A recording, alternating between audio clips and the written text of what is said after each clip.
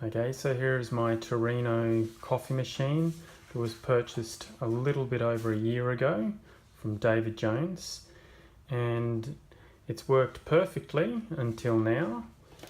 And if I turn the steam wand on, nothing happens. It makes little whistling noises, sort of. It looks like the water is coming out the bottom here. You can see water's dripping there, but no water comes out the steam wand. If I turn that off, then it says ready, and everything else works. So let's turn on the hot water one.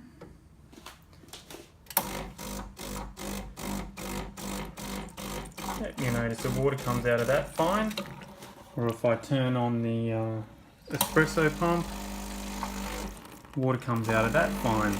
But for some reason, the steam wand has just stopped working. Hear that? It makes like a little whistle, but nothing gets steamed. And that's it. I've tried going on to clean, ST, clicking on program, and then trying to turn on the steam wand to clean the steam wand.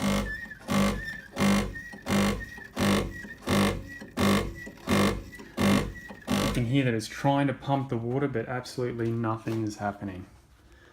And I've tried turning it on and off, leaving it for hours and then trying, but absolutely nothing is working.